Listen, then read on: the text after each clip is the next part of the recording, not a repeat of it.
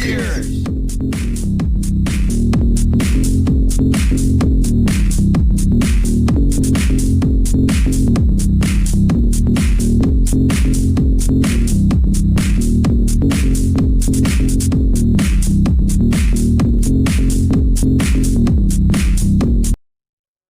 Don't Look at Them by Pepperidge Farm Remembers.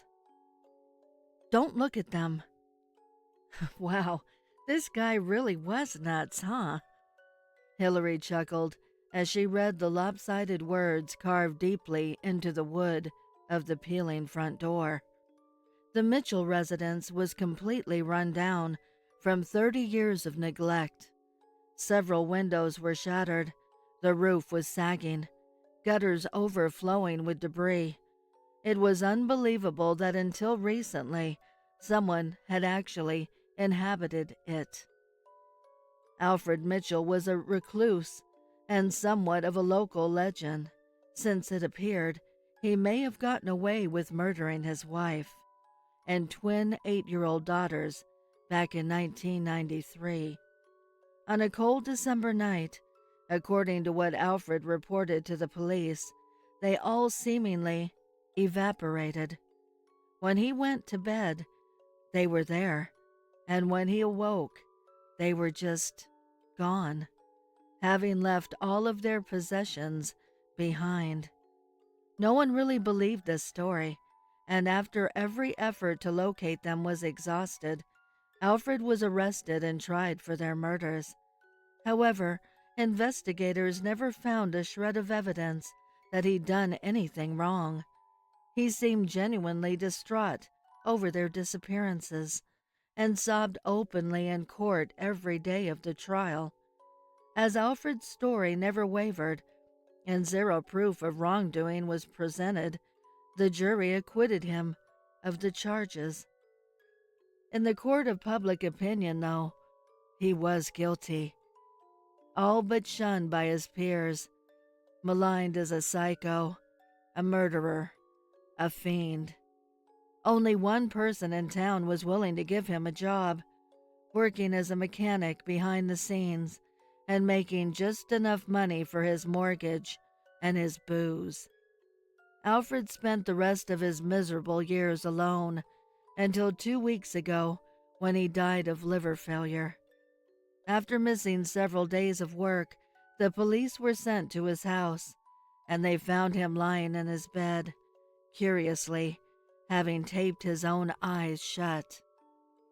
Hillary and I, now 16, had been fascinated with the mystery since we first heard the story as children, and once the dust settled, took the opportunity to do some nighttime exploring, figuring we'd have the least chance of getting caught trespassing after dark. Shining our flashlights ahead, we crept through the front door and found the state of the interior was no better than the exterior. There were so many empty liquor bottles on the floor, you couldn't take a step without kicking one, and a stench of rotten, moldy food permeated the air. Worse, though, were the words carved into nearly every square inch of the walls. Don't look at them. It's not them. The faces are wrong. At least I can hear their voices. But they're dead. It took them. It wants this. It feeds on your pain. Whoa, this is some freaky shit, I whispered, turning to face Hillary. As I did, she dropped her flashlight. I heard her whimpering through shallow, shaking breaths. The beam from her light illuminated 2 small pairs of feet in identical shoes, standing in the hallway, and I heard the giggling of young girls.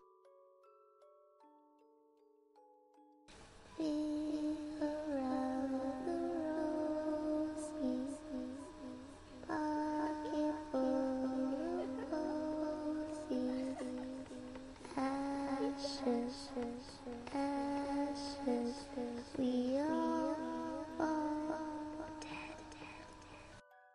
cursed remains by the prowler. I stare at the heart of the candlelit flame, surrounded by darkness in the seclusion of my study.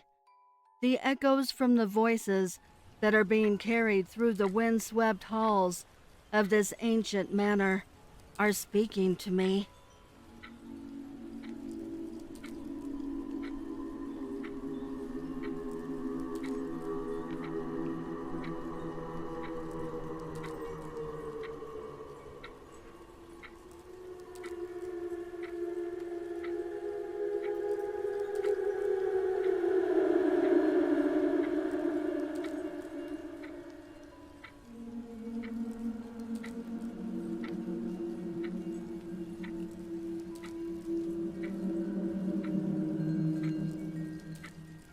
In an ominous tone, they communicate their aspirations of woe and torment that wither my mind and plague my soul. This once lively home that was filled with warmth and laughter has become a retreat of sadness and pain with the passing of its more innocent residents. I have become the last branch on my once strong-rooted familial tree that has now blackened from whatever curse that had caused it to rot. One by one, I have lost my loved ones, my beautiful wife, my lovely children, the futures of this family taken away by the evil that lurks this manor's halls. I think I could take solace in my seclusion if the voices I heard were that of my loved ones, but sadly, I know it not to be. These malevolent voices instead torment my every thought and action. What do they want from me? Why do they continue to let me live? I've accepted my stewardship of maintaining my ancestral home, aging as it does, for I know I shall never leave, never be with my family once again. For I know I am cursed. Tombstone. Such a cold, quiet night tonight. The moon is so pale among the trees and grass. No breeze, but a chill in the air. I sit here, perched on the tombstone like some demonic creature. I've been sitting here every night for the past 50 years. So much time has gone by. Tonight is the anniversary, 50 years. Some say time goes by fast, yet seems so long when thinking hard about it. It seems like yesterday, but seems so long ago. Let me tell you about the night I became a vampire. My fiancée Laura and I had been dating for 6 years. We were so much in love. We had had so much fun being with each other, and we were unbreakable. We were planning our wedding. We had a date set and couldn't wait for it to come. We were so excited. One evening we got into a big argument. It was the first real fight we ever really had. We were both scared about the wedding and maybe our commitment to each other. I couldn't figure out why. All of a sudden, there was such doubt from her. She accused me of cheating on her. I told her I have not cheated on her. We both tried to calm down, but something about this argument was strange, out of control. We told each other that we do love each other, that we have a future together. Yet, she yelled at me to get out. She wanted to be alone. So I left. As I walked out, I turned to look at her, and she was crying on the couch. I continued to leave and shut the door. I walked the streets for a little bit and decided to head over to the local bar. I entered, walked up to the bar, and I ordered a beer. I sat at the far table in the corner. I wanted to stay away from the crowd. It was a Saturday night, so the place was jumping. A lot of smoke and a lot of laughing and talking among the patrons. A good atmosphere to kind of relax in. I started to have doubts now about the relationship and marriage plans. I never felt that negative about this at all. I know deep down we love each other, but my God, I feel really upset. Starting to get mad. How can she think that I cheated on her? I asked myself. This uncontrollable rage started to come over me. Not sure why, but damn. Maybe it's for the best. Maybe leaving tonight to get cooler heads will help. I do love her. I look over and notice this beautiful, completely gorgeous redhead. She was sitting alone at the corner booth. She has such a beautiful, sexy face. Nice red lips. She sat on the corner of the booth to show off herself. She has the longest legs and wearing a tight black short dress. My God, she is stunning.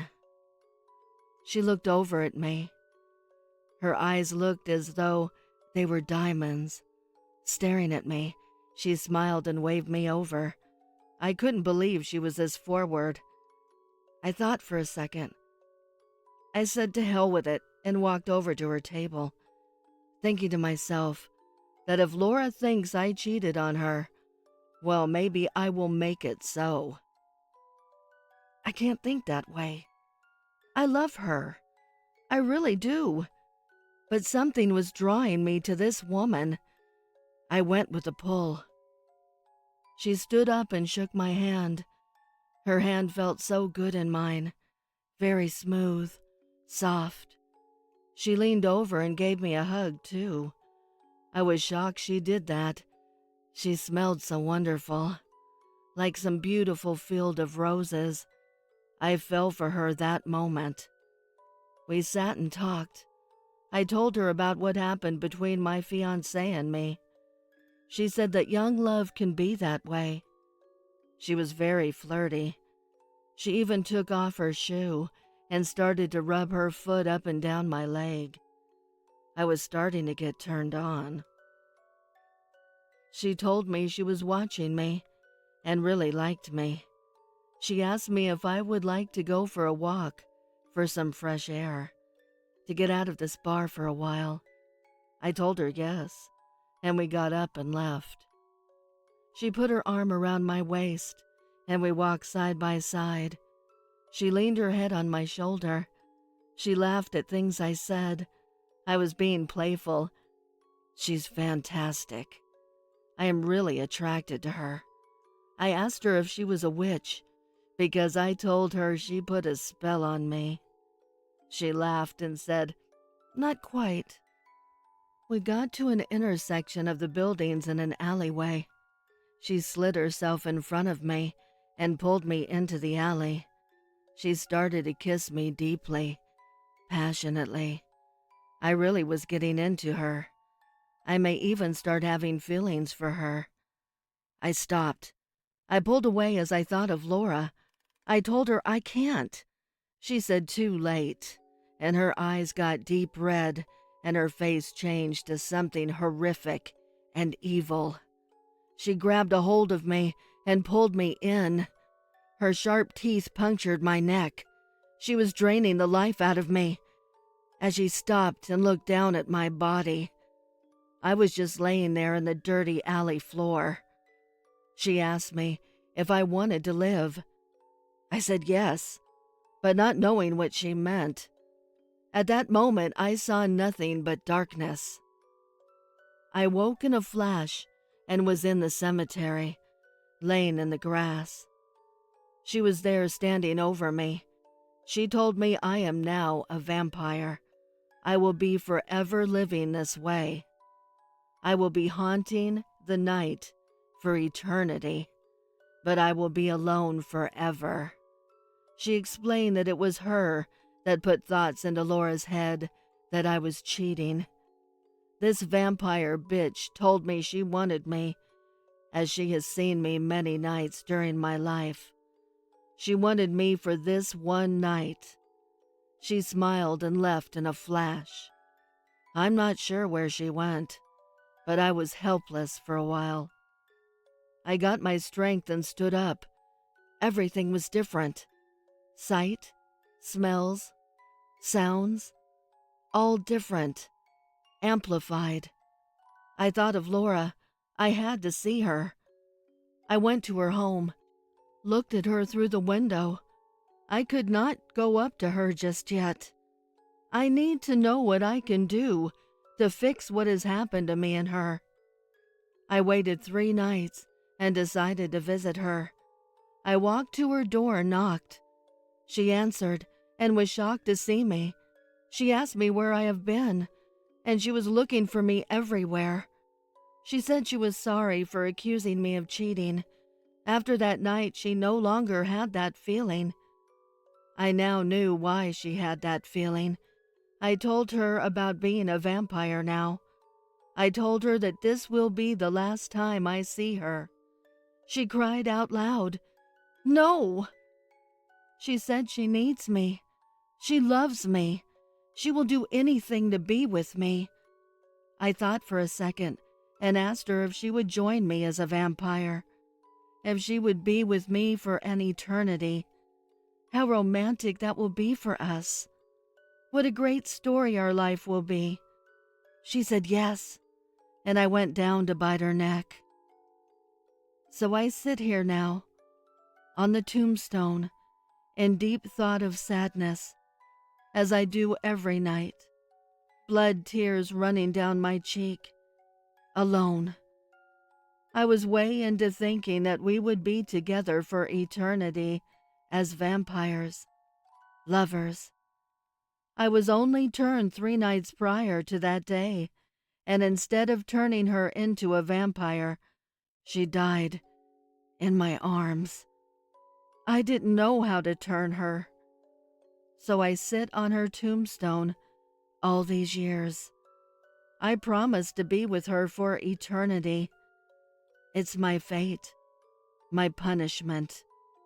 I sit alone on her tombstone with thoughts of her and that night.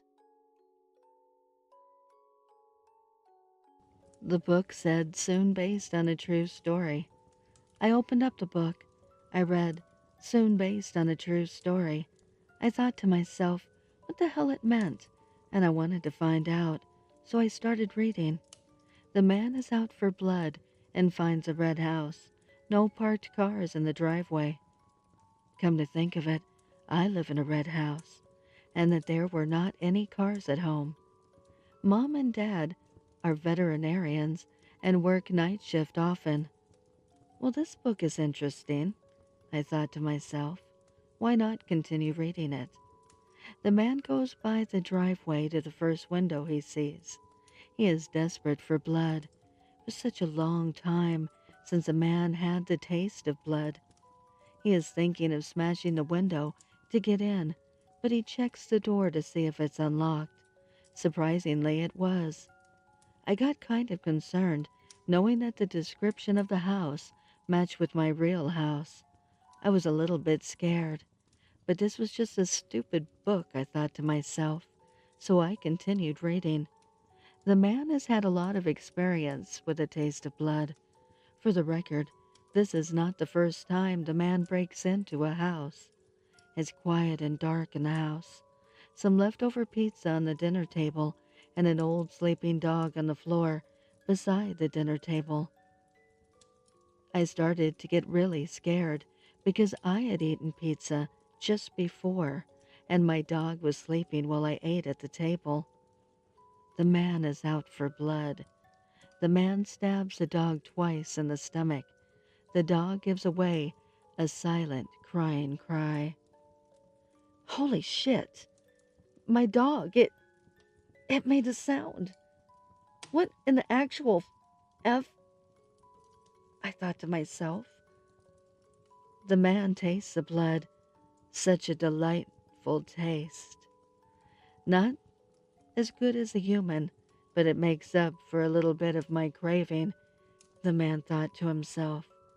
A human would make my evening, he thought to himself. He sees stairs, exactly 12 steps, 12 steps away from his next victim. He knows there is someone up there. He just knows. He takes the first few steps. He can smell the victim. I started to hear footsteps at the stairs. The stairs were just outside my room. This must be some sick effing coincidence. The man is upstairs now. He takes out his knife and looks at the first door to his right. That's my door, I thought to myself. The man scraped the knife against the door. Soon, he would get what he wanted. Finally, he thought to himself, and opened up the door. The door opened, and I hid under my blanket. The last thing I thought to myself was, soon, based on a true story. The Asylum. I wake up trying to reconnect my senses. Nauseous and dazed in this unusual morbid setting, I look around and find myself in a hospital bed. There was a distinct heart monitor sound in the atmosphere, but the machine was nowhere to be found. I slowly began to sit up and hold my forehead. Ow! What is this? As I winced in sudden pain, I drew my hand in front of me, only to find dark carmine painted across the palm of my hand. As I staggered to my feet, the blood was rushing in my head with an incredibly dizzy feeling behind it. I turned around to find a mirror before me and gazed in horror. There is an immense gash on my forehead, and the hospital gown I'm wearing is covered in smudges of my fitful gore. Suddenly, a cold feeling washed the room. I look away from the mirror to see if anything unusual is happening. I turn back to the mirror and see a dark figure quickly brush past me. My heart dropped tremendously. I have to find a way out of here, I thought to myself. I stumble out of the room terrified of what's to come. The flickering lights of the corridor were buzzing in readiness to burst. There was a damp, choking stench, enough to fill my lungs with fear. The area looked chaotic and abandoned, as if no one was present in months.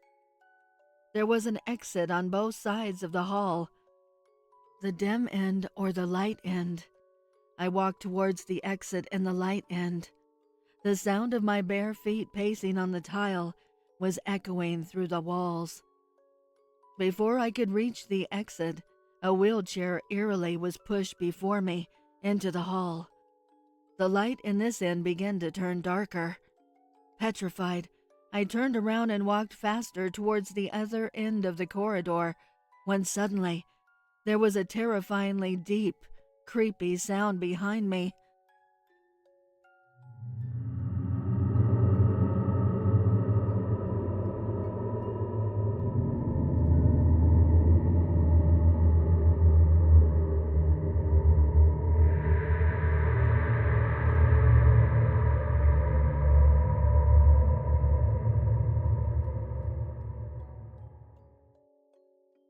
Trembling in fear, I turned around to investigate this horrendous noise. An ambiguous dark figure was following me. I walked faster and faster, but the dark figure was following my pace. The exit felt far away, as if I was never going to reach it. The noise grew louder the faster I ran.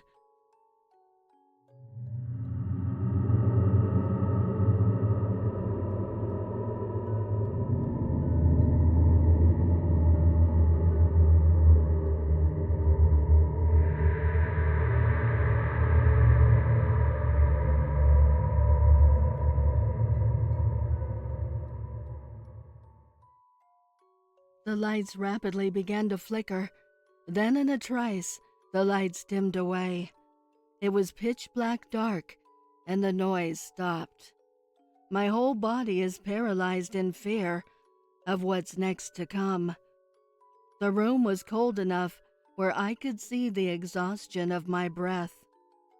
A sickening voice that was close to my ear whispered,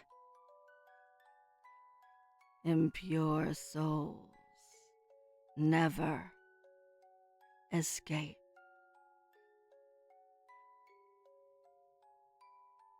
2 years in a haunted Victorian inn.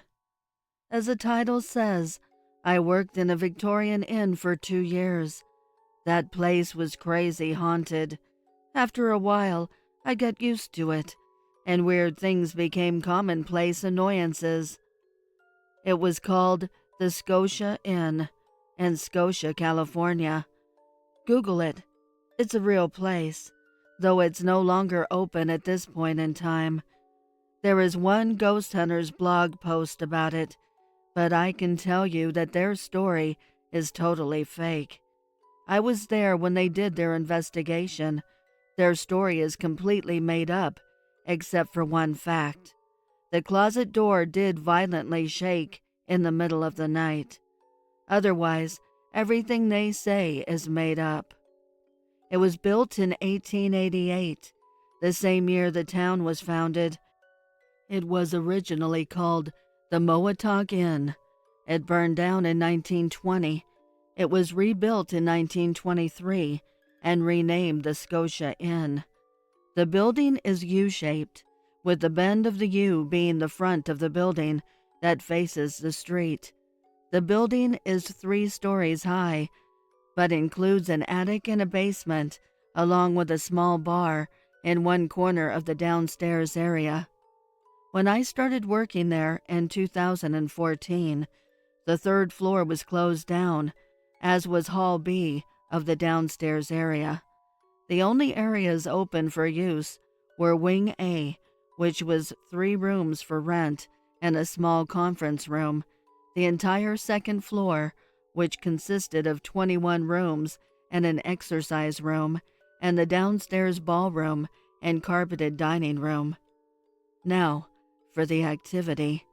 It was all over the place, but also specific things were in specific areas. My first experience happened when I had been working there about 2 weeks. I grew up in the town of Scotia and had, of course, heard the rumors since childhood.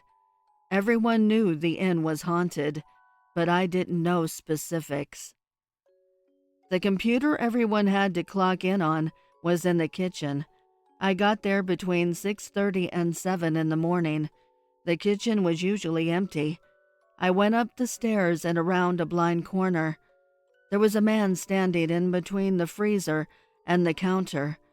He didn't say anything.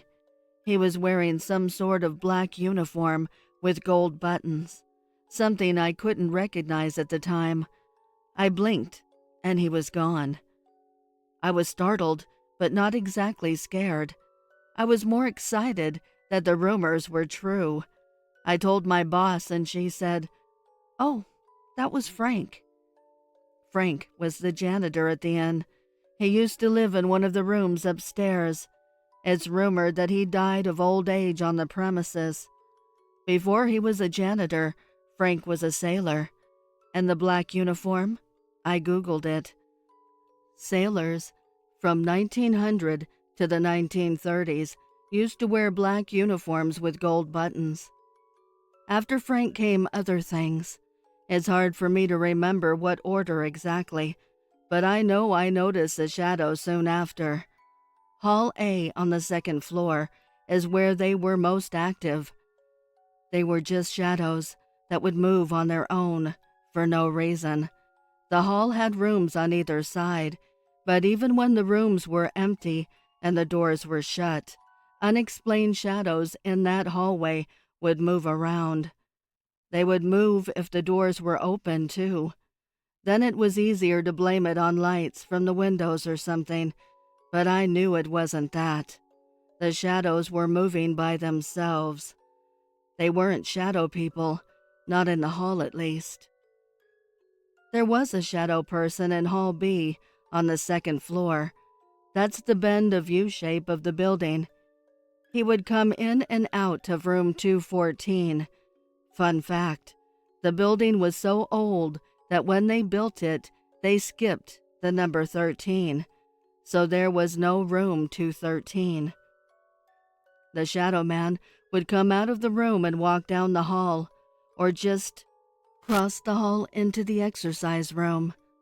Once he stepped directly into my path, my vision was blacked out completely, but it was very briefly. It was as dark as if I had just closed my eyes. In room 215, the room the ghost hunters I mentioned stayed in, the closet door would rattle violently in the middle of the night. In room 16, there was something in the bathroom. I don't know what it was, but whenever I was cleaning that bathroom, I did it as fast as possible because I got the feeling I wasn't alone in there. At the end of Hall C, on the second floor, there was a vanity table with an old mirror. If you walked down the hallway while looking in that mirror, you could see a man standing behind you. Of course, if you turned around, no one was there. In that same hallway, you would hear someone whistling a tune. Downstairs next to the dining room, there was this little seating area that had wooden doors that could be pulled closed to shut it off from the dining room. We jokingly called it the cave because it was unnaturally dark in there. It was like looking into pitch blackness, even though the dining area was decently lit. Where it led into the cave, it just cut off into darkness. In that same downstairs area, there were public bathrooms, which had a hall that led to what used to be the owner's living area. That area was guarded by Abigail. She used to be the lady of the manor. People have glimpsed an older woman in a dress with her hair pulled back in a bun, but there are scratches on the mirrors, which have been replaced, and the scratches come back. Could just be vandalism. The stall doors slam, the lights flicker, and more than once, light bulbs have exploded, and there's just a deep feeling of unease back there. Those are the big things. There's an array of small things that have happened as well. I caught a glimpse of a small girl on the landing of the stairs. She vanished as well. There was something that mimicked our voices. I would hear co-workers calling to me from down a hallway when I knew they were somewhere else. Sometimes people that weren't even working that day. Sometimes a door wouldn't unlock until you asked it to. Once I felt something tug on the back of my shirt and ask for help. I thought it was my boss's kids, so I said yes and turned around. No one was there. I have a few more random little tales, as well as stories from growing up in haunted houses, but I felt like I just needed to get this story out somewhere. I attended the Dance of the Dead by the Prowler. There is a mansion deep in the New Orleans swamp, a stoic, white, fading, painted mansion that was built during the colonial days of cotton. Built by a wealthy European family that decided to be amongst the Southern belles and gentlemen of the South. It sat atop a hill, surrounded by the waters of the swamp, painted white with blue trimmings and blue shutters, adorned with beautiful lattices and lush green outstretched ivy. The family, hailing from the shores of Ireland, spent no expense at making their mansion the finest in the land, bringing in the finest materials from all across Europe: marble from Italy, tapestries from France, wood from the forests of Germany, and frescoes from the finest artists of Spain. It truly was a piece of architectural beauty, and they called it the Rose Manor. Besides their beautiful mansion, the family was known for extravagant, costumed affairs. They were known far and wide as throwing the finest balls in the South, from far up as to Virginia to as far west as Texas.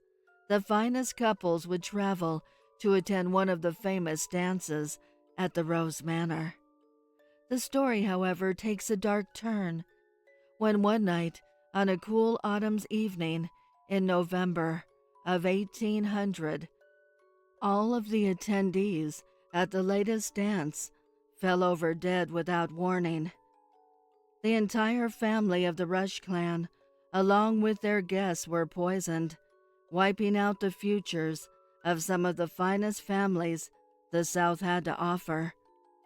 No one knows for certain what happened, but rumors surfaced of a disgruntled maid poisoning the punch bowl, and another rumor claimed the chef poisoned the cuisine for the catered affair. Whatever the instance, the incident was known from that night on as Dance Macabre or Chorus Mortis, translated to the Dance of the Dead. So on the evening of every November the 18th, since the horrific incident took place, it is said that the mansion comes to life. The manor has been abandoned for a century, but the tales persist.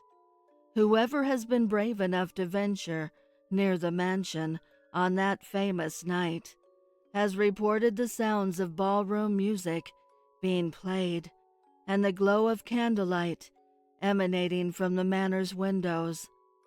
For those that are even braver and decide to take a closer peek and venture to one of the windows, they report witnessing a spectral ball taking place, with its guests adorned in their finest costumes, dancing the night away like nothing ever happened. Just people that time forgot, trapped in their ghostly dimension with their friends and loved ones, as it was always meant to be, at the dance of the dead. Don't follow the whistling. Author unknown. As a kid growing up in Louisiana, I spent a lot of time in the woods, hunting, fishing, just standard things. There's lots of legends and tales of these woods, a lot of which come from my grandfather. Once I got old enough to travel the woods alone, he started telling me of these legends. Petey Peepon was one of them. I was old enough to believe that the story of Petey Peepon was just something he made up to mess with me. It sounded pretty ridiculous after all. He told me if I ever heard a whistling out in the woods, not to follow it, or Petey Peepon would take me away. Standard ghost story stuff. Early one morning, before the sun had risen, I was out in the woods. I was sitting on a log, waiting for the sun to come up so I could begin my squirrel hunt, listening for any sign of tree branches moving or acorns hitting the ground. It can be pretty peaceful. I used to live for those moments. The cool early morning air, the silence of the woods. It's a fantastic experience. Once the sun had come up, for me to see without the help of a light, I stood up and started to really survey the area, deciding on which direction I would go. I wasn't worried about staying close to the camp. At the time I was 14, and my dad had instilled upon me basic survival instincts. I knew to keep in mind what direction the sun was to me when I started walking, and to put it to the opposite side when I returned, depending on the time of day, of course. I had never gotten lost by doing just that. After walking a good 5 miles, stopping to bag a few squirrels along the way, I came across a small clearing and decided to rest for a minute. The woods had gotten silent, so I guessed that since nothing was moving, it would be best to stop and wait for signs of squirrels. I first heard the whistle from my right. It wasn't a whistle someone does when they're trying to get your attention, more like someone whistling a song. What kind of idiot is walking around whistling when people are trying to hunt? I heard the whistling coming closer, and I could tell whoever this was coming right where I was sitting. Out in the woods, we don't like to yell at each other, so we just make this whooping noise. It's kind of the universal "I'm over here" signal. Whoop! I was hoping that whoever was coming my way would take the hint and either leave or stop whistling. At least whoop back to me. However, they did not. I couldn't hear them coming any closer, but they just kept whistling.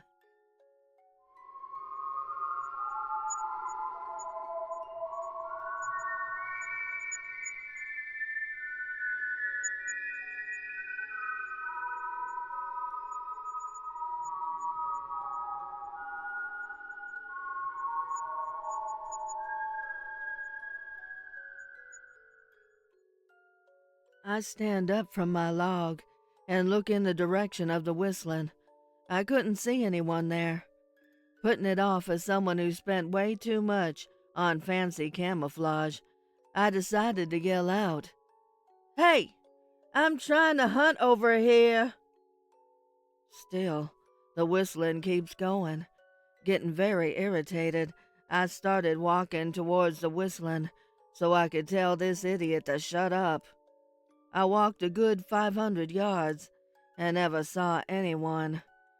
I stopped to scratch my head and wonder if I was going crazy when I heard the whistling again, this time behind me. Now I'm thinking it's my cousin messing with me. He was next to me the night my grandfather was telling me about the things in the woods, and he knew my hunting spot. I walked back that direction saying, "Rhett, if that's you, I swear to God I'm gonna kill you." I wasn't worried about hunting anymore. I just wanted to know who was messing with me. I get back to where the clearing was, and it wasn't there. It's like the trees just magically grew back, and I was more confused than I had ever been in my life. Whistling from my right this time. At this point, I realize I have no idea where I am. Nothing looks right anymore. If I didn't know any better, I'd say that someone moved all the trees around when I walked away. By that time, I realized that I needed to get out of there. My stomach sank when I realized that, at this time, the sun was in the middle of the sky. I had no way of knowing which way to go. I felt confused and extremely lost. I could hear the whistling coming from behind me again. I started walking in the opposite direction of the whistling, hoping I could get away from whatever was causing it. I walked about 5 minutes when the whistling started coming from in front of me and was getting closer. I remembered I had a gun and stood my ground. I didn't see any other way of getting out of there. I saw only what I can describe as a blurry figure walking towards me. When I say blurry, I mean that it was like my eyes just refused to focus on whatever this thing was walking towards me. I blinked, rubbed my eyes, nothing helped. It was just a black, blurry blob in the form of a human. I fired at it and heard this horrible screech, something I can only describe as microphone feedback, but so loud I thought my eardrums were going to burst. I took off running and just didn't stop. I managed to find a deer trail and started following it. Things started to look familiar at that point, and I started seeing used shotgun shells on the ground. They looked like mine, and when I realized that, I remembered where I was. I followed the deer trail back to the camp, where my dad and grandpa was. When my dad saw me, he started screaming at me, asking where I was and why I hadn't came back to the camp. I asked him what he meant. I had only been gone a few hours, and why were they back so early? I never came back to the camp that night. I had been gone for almost a full day. I decided not to tell them about what happened, mostly because I knew there was no way my dad would believe me. I made up a story that I had gotten lost and just camped out in the woods that night. I wasn't allowed to hunt alone for a while. That night, as we're sitting around the fire, my dad left to answer nature's call, and my grandpa said, "You followed the whistling, didn't you?" Lookout Tower 239 by the Prowler. My name is Rick Rogers, and I am a park ranger stationed here at Lookout Tower 239 at Mount Charleston Forest and Wildlife Preserve. If you happen to come across this journal and not myself, then that means I didn't make it through my shift, and I was dragged off into the night. My shift started off like any other, slow and boring. I didn't receive my first call over the radio until about 2 hours into my shift, when I received a distress call from 2 campers that were camped on Rush Peak. I thought that was strange to begin with, because people aren't allowed to camp up there anymore. It's been closed off to the public since I've been a park ranger, and I've been a ranger going on 30 years now. God only knows how long it's been closed, because none of my colleagues were around the last time it was opened either. I asked what they were doing up there and got no response. They complained of hearing strange noises off in the surrounding woods near them, and said loud scratching on the outside of their tent is what woke them up. Now, the strange noises part is something I got a call about every shift, and it always was nothing. I swear people forget there are animals out in those woods, or that they're out in nature. Generally, there is going to be a sound or two that you typically don't hear in your everyday life. But that doesn't mean there's some nefarious madman or creature out there looking to kill you. But what stood out about this call was the scratching on the tent. That could turn out to be something serious. Now, there weren't bears in these woods, but it could have been a mountain lion. So I told them not to leave the tent, and I would be there as fast as I could. As they responded, the radio began to crackle and pop. Their voices melted into the static.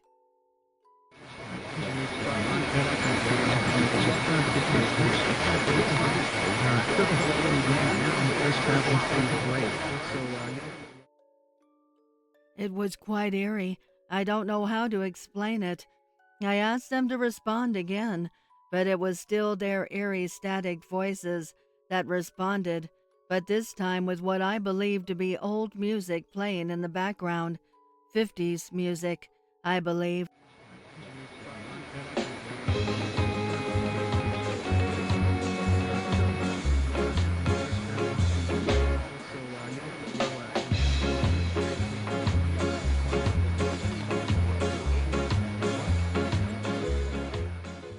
Then the radio went silent. The connection was lost. So I hurried and gathered my things, jumped in the Jeep, and headed out in their direction. I arrived at the location about 25 minutes later. I got out of the Jeep and grabbed my rifle. I walked up the hill and saw no trace of the campers. Till this point, I waved the flashlight in every direction, but there was nothing. I walked a little further up the hill and finally came across an old abandoned campsite. The tent was in tatters, the backpacks were ripped apart, the clothes were strewn all over the ground. But as I looked closer, the materials, the tent, the clothing, all looked to be from a different era. If I had to pick, the 50s. And another strange thing was, even though everything looked to have been decaying for decades, the fire pit still had some smoldering embers. I went through the backpacks, searching for clues.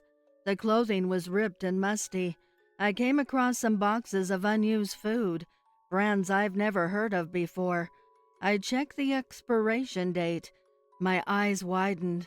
1958, it read. But how could this be? I thought. An almost perfectly preserved campsite from the 50s? How was it still standing here? Where were the people who radioed me? And why didn't they see this while camping here? These were just some of the questions I had flowing through my mind. I then cordoned off the area and decided to head back to the watchtower. There was no sign of the campers, at least not the ones from this century anyway. I smirked as I thought that joke. But more questions began to gnaw at me on the way back. Like, what if that site did belong to the campers who called me? I know. Then that would open up a whole new door of paranormal questions that I did not want to get into at the moment.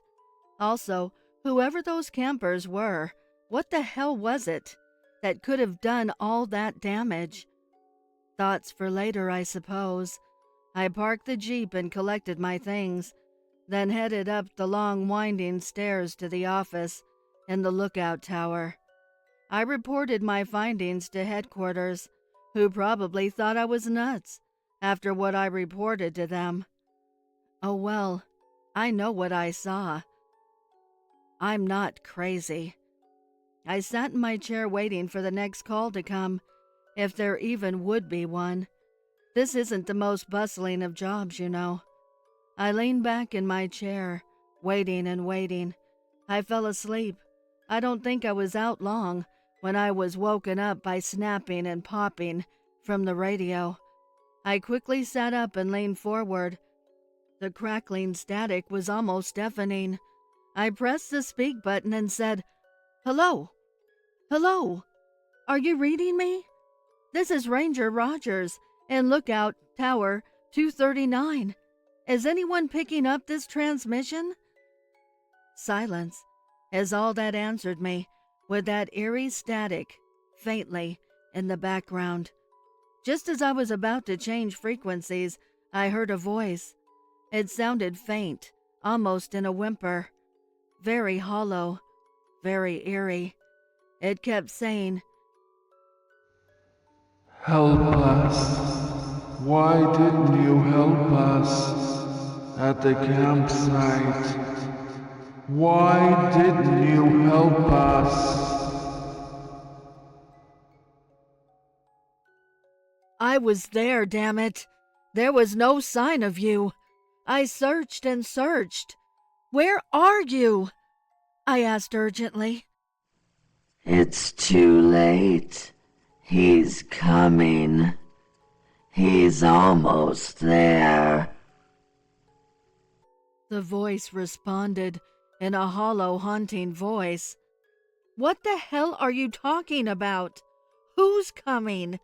Where are you?" I asked again frantically. "It's too late for us.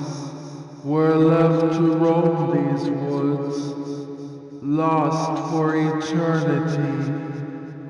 But he's coming, and he's even closer now. Save yourself."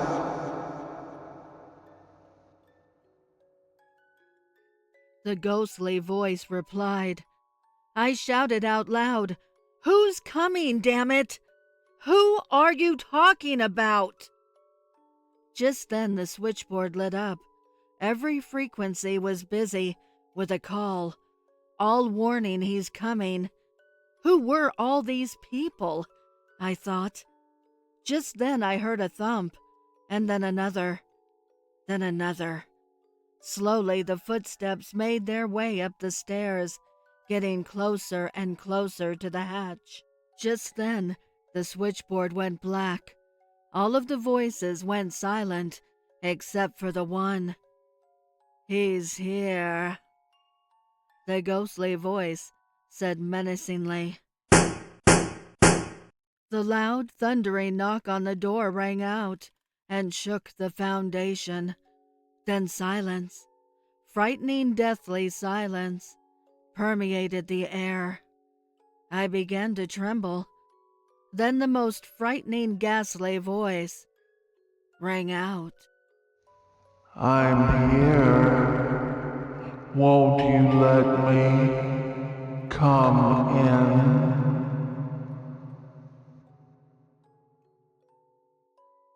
26 by Pepperidge Farm remembers. That's how many bodies they found in the pit below my house. 26. It was an earthquake that brought them to light. If not for that, I'm not sure I would have ever known they were down there. When the ground shifted, a putrid smell seeped up from below and permeated the entire house. Trying to locate the source, I shined my flashlight through the access hatch for the crawl space, and that's when I saw an arm. A human arm, poking up through the dirt. Immediately, I called the police, and that's when my life turned into a circus. Nothing like this had ever happened in our small town before, and the media had a field day. Investigators started to identify some of the bodies, and local news outlets dubbed them the Alphabet Murders, as strangely they appeared to have been killed in alphabetical order. One per year, spanning back 26 years. All women in their late teens and early 20s. Amanda Zeller was the last victim, Karen Abbott the first. Of course, my wife and I were the primary suspects. We'd been arrested and swabbed for DNA to test against forensic evidence they found under the house when the very first bodies were being unearthed. However, I knew they wouldn't find a trace of me or my wife down there. Neither of us had ever ventured below the house before, though I was sure they'd find a connection from me to who I knew to be the real killers, my parents. I had only inherited the house from my evil, abusive pricks for parents a few months prior, after they'd lost control of their vehicle and driven off a cliff. Good effing riddance was my first thought when I was informed of their deaths.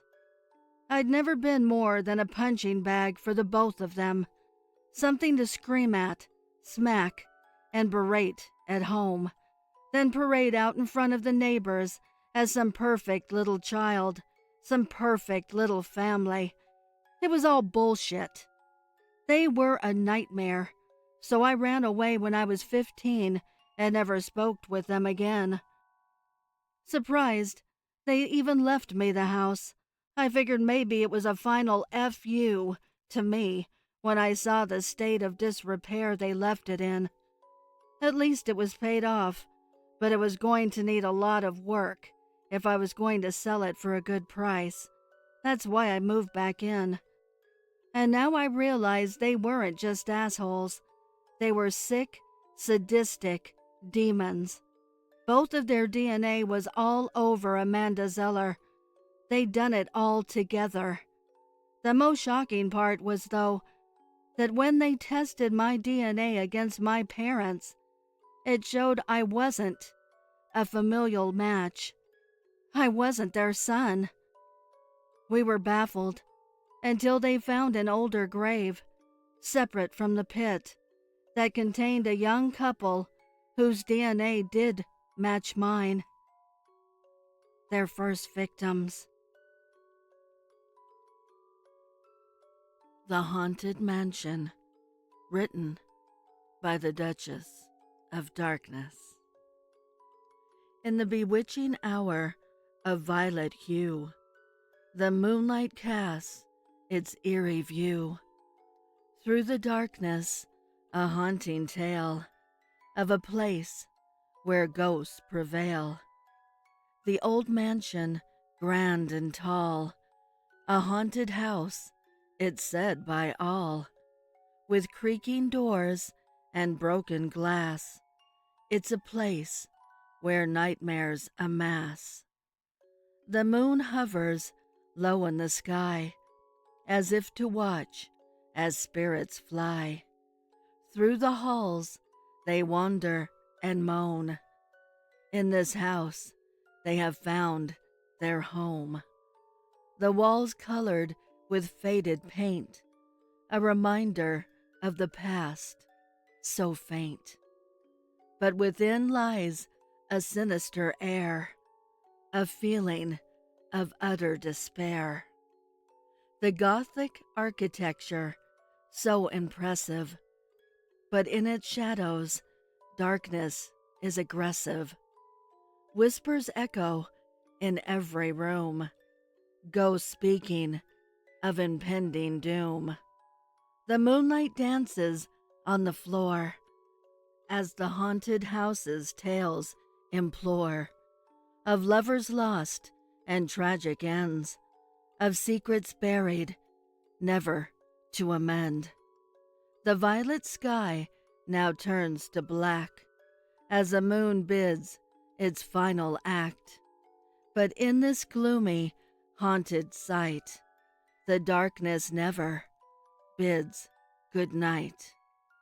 For in this house where spirits roam, the moonlight guides them back to home. And so the darkness is not the enemy. In this mansion they find serenity. Don't Say His Name by the Prowler. If you have a mirror in your hallway inside your home, please do not say the Prowler 5 times. Whoever has been known to say it has met a gruesome end. Legend has it, in 1883, a wealthy Illinois businessman named Jonathan Patrick was bludgeoned to death in front of his wall-length hallway mirror one dark and stormy night.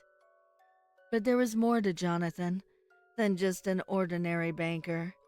Some think he was responsible for a rash of gruesome murders who the Chicago papers dubbed the Prowler, a killer of numerous women and young couples in love. No one knows who killed Jonathan that night. Some say it was one of his victims' loved ones seeking revenge, or his very own wife, after finding out who he really was, decided to kill him before he could do the same to her. Whatever the case, they say he vowed he would return as he uttered his final words. Whenever somebody called out the Prowler, he would be there to claim his next victim. There's been 20 known cases up to now, most notably the Sanderson family.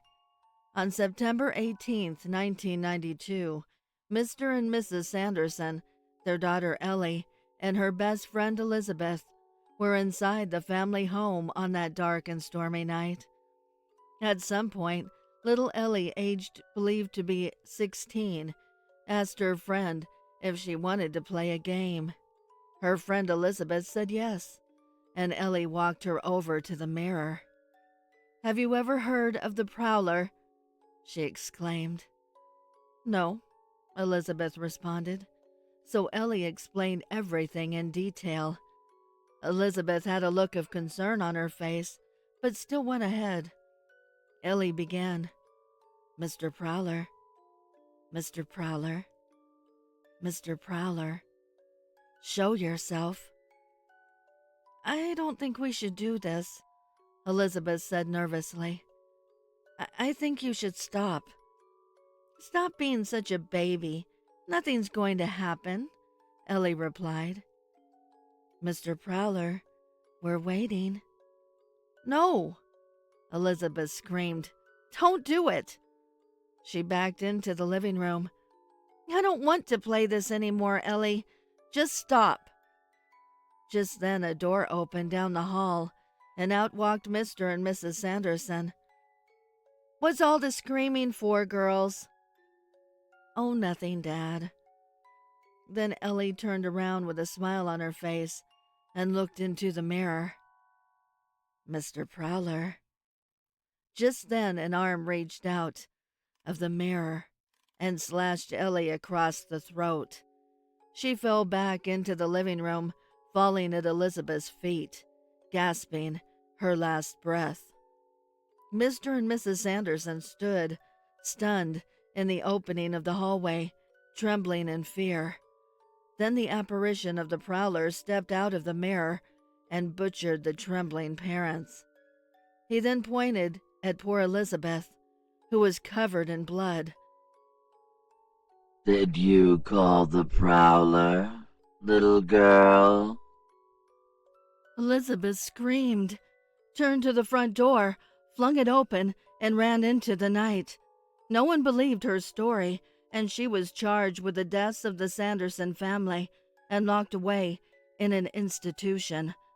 But the people who were close to the situation know what really happened, and that poor Elizabeth could never carry out those gruesome deaths. Sadly, these strange murders are becoming more and more frequent now. So whatever you do, no matter what your friends might say, just please, please, don't say his name.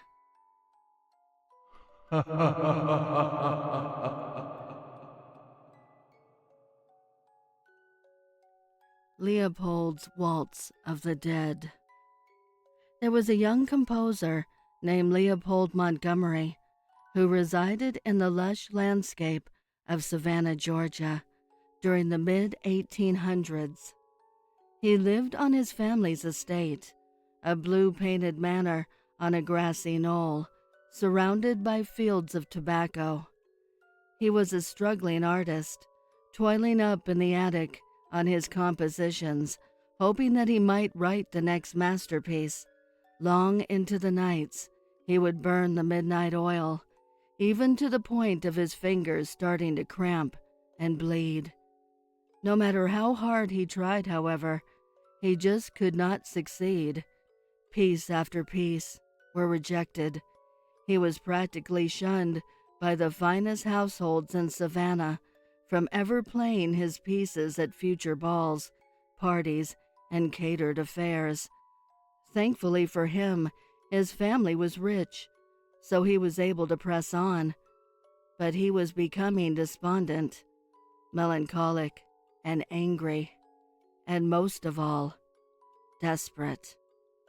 Until one night, however, during the winter of 1839, after hours and hours of working on his latest piece, he descended from his attic studio with a zest in his step, smiling and filled with a joy at what he had just done.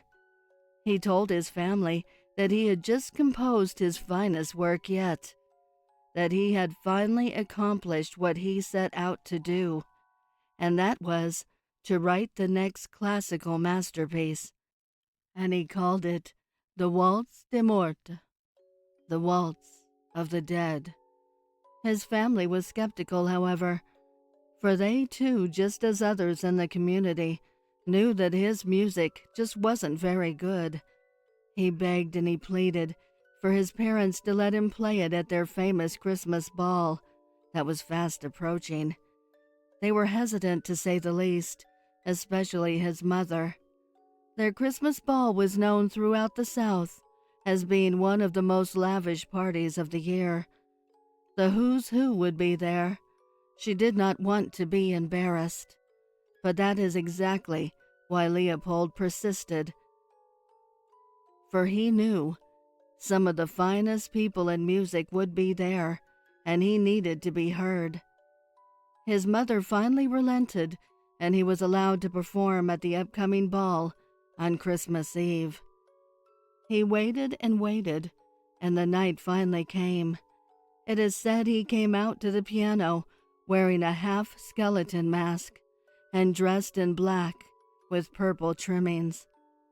Witnesses report his parents to have stood in the corner of the ballroom with a look of nervousness festooned across their faces, and those in attendance condescendingly clapping, waiting for him to fail.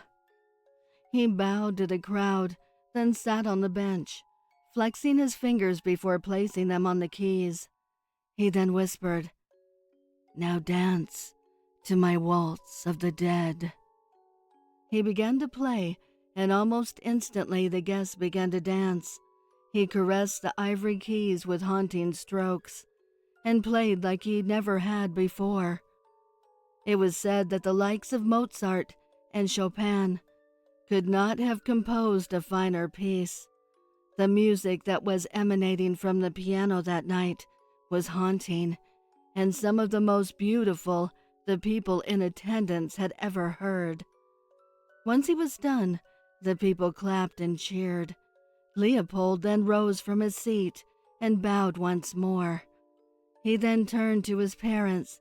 He grinned at them and bowed. They were smiling and clapping, very proud of their son, I'm sure. But then, seemingly out of nowhere, without notice or warning, they both collapsed, dead, on the ballroom floor. The doctors in attendance rushed to their side to try and give aid, but it was too late. Instantly they died, with no cause and no reason. The community was saddened to lose two of its most influential members, but they were very excited to celebrate their son. Word of his talent began to spread far and wide, and he was asked to perform at all of the finest get-togethers all throughout the South. The finest families welcomed him back to perform his haunting waltz, and perform he did. He played beautifully every time. However, at the end of every performance, after he had bowed to the owners of the house to show his appreciation, they keeled over dead without warning, clapping and smiling one moment, then dead the next. People were becoming frightened and came to the realization of the only common trace linking these tragic incidents, and it was Leopold and his deadly waltz. Some of the finest people in the community were taken after hearing the haunted melody, including his own parents, and the remaining members of Savannah's high society did not want to risk the chance of being next. Watch out for Leopold's grin and his waltz of the dead, the people would warn. It became bedtime ghost stories told to the children, warning them to be wary of the man in black playing his haunted piano. Leopold was once again shunned, and he was banished from the community. Rumors began to spread, asking and wondering how a mostly inept artist all of a sudden create a musical piece of art and could play beautifully seemingly overnight. They claim he sold his soul to the devil in exchange for his talents. The other rumor was he was gifted his talent from the devil so he could claim the souls of the people he played for. Leopold was called the devil's composer and death's musician after the tragic events. He could be heard afterwards in his seclusion, playing his waltz all through the night, frightening whoever would pass. So no matter what you believe, whichever the rumor, if the man in black asks to play at your catered affair, politely turn him away, for you may be next to join the Waltz of the Dead.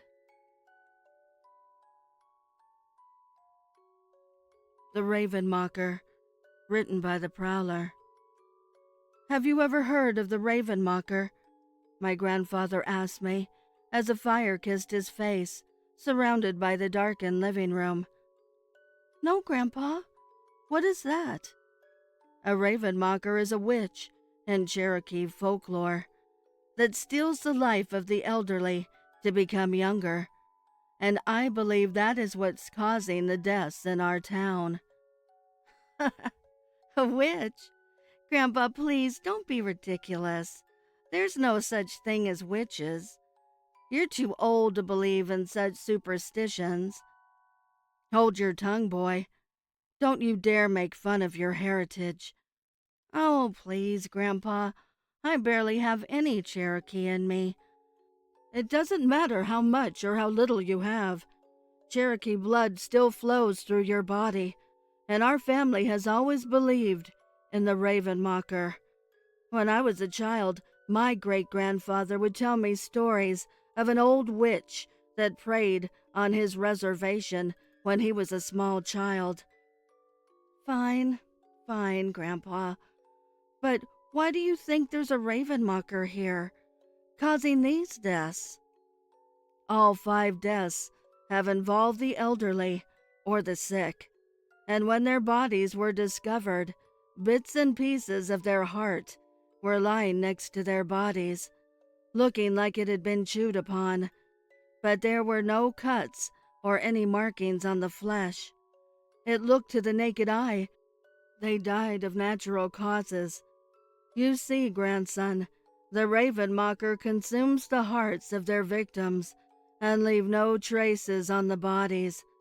They move as a fiery object in the sky, followed by a strong wind.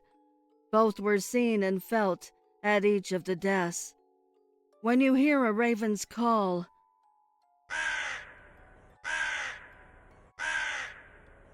not long after, a death is sure to follow. Oh, Grandpa, this is all just too ridiculous. Look out the window. The trees are swaying back and forth. There's obviously a strong wind out. Is she coming? Ooh, there's a lantern floating in the distance. There's the fiery light. Is she coming? Stop it, grandson.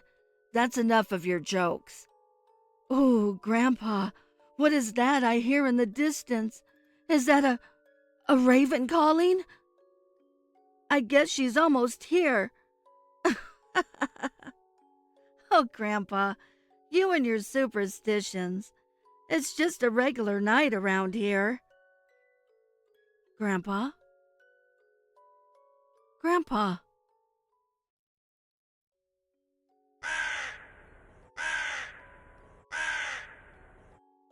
The Witch's Promise by Page Turner 627. I never believed in curses, not until my last day in Papua New Guinea. The market of Port Moresby was bustling, a vibrant tapestry of colors and sounds, and amidst it all was an old woman with a table full of strange amulets. Her eyes locked onto mine as I passed. "Protect yourself," she croaked, her hands trembling as she held out a gnarled dark talisman. I laughed, more out of discomfort than amusement. "No thanks," I said, brushing past her. I was there for photographs, not superstitions. Her voice followed me, raspy and chilling. "You will wish you had it," she warned. That night at the hotel, the weirdness began. My waiter walked straight past me 3 times before I practically shouted for his attention. He blinked rapidly when he finally noticed me, as if seeing me for the first time. Annoyed, I chalked it up to a long day. The next morning was worse. I caught my reflection in the bathroom mirror fading, like mist over a river. I blinked hard, shook my head, and looked again. Clear as day, there I was. I must be losing it, I thought. But then, at the airport, a ticket agent looked right through me when I tried to check in. I waved my hands, I called out. Nothing. It was like I was air. I glanced down at my hands. Translucent. My heart pounded, and panic clawed up my throat. The witch's words echoed in my mind, a taunting whisper in the growing chaos around me. Desperate, I caught a cab back to the market. The witch was there, her eyes finding mine instantly, a smug, eerie smile creeping across her face. Please, I begged, my voice thin, probably as faint as my body. I'll buy the amulet. Please, just stop this. Her smile never wavered. Too late for amulets, she hissed. You ignored the spirit's first offering. Now, you belong to them. I stared at her, horror-struck, as people passed around me, oblivious. I was fading, my very existence slipping away. What do they want? I managed to choke out. Her smile widened, chilling me to the bone. They are lonely. Always so lonely. They need company. Every ignored warning sends another to join them. I felt a coldness wrapping around my very soul, pulling me away. I turned, frantic, and caught my reflection in a nearby window. There was nothing. No one there. Just the bustling market and the living going about their lives. As the world dimmed, the last thing I heard was the witch's cackle, a sound that would haunt the nothingness I was becoming. In my final moment of clarity, I understood the cruel irony. I had become invisible in death, as I had been in life, unnoticed, fading away, just as I had made her feel at our first meeting.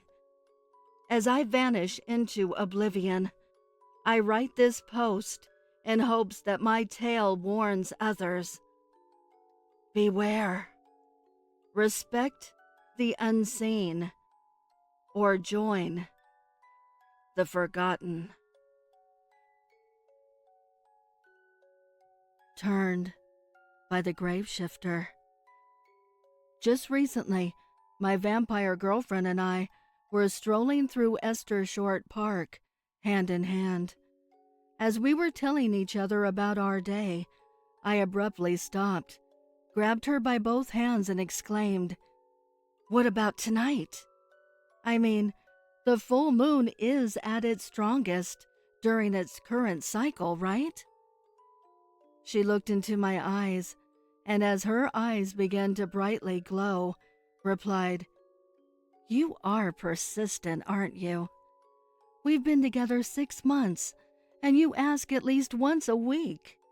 Besides, you did relocate from the Southwest up here to the Pacific Northwest, just like me." I smiled, nodded my head, and remarked, "At least you haven't mentioned that no coming back thing." We both laughed as she took me by my arm, directed us to the nearest park bench, and sat me down. She positioned herself on my left and stated, "Gonna be a bumpy ride at first, but remember, I'm here, and I've got you, babe." As I close my eyes, I feel her right hand behind my neck and her left hand on my chest.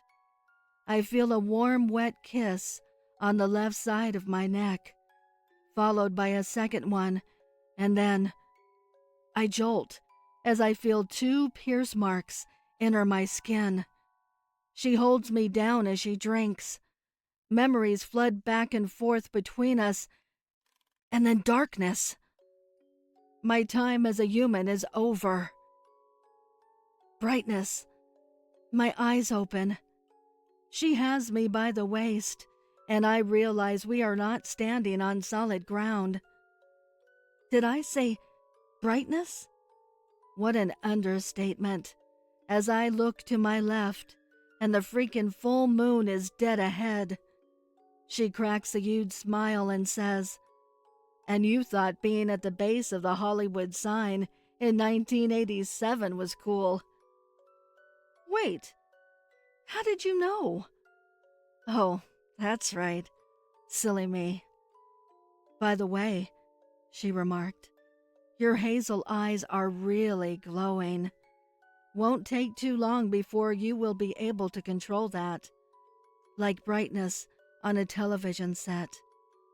Well, are you ready to continue our walk in the park? No, not just yet, I replied. After all, I'm enjoying both views. As we fully embraced in the light of the full moon, she whispered, "So, I really am the tattoo on your soul."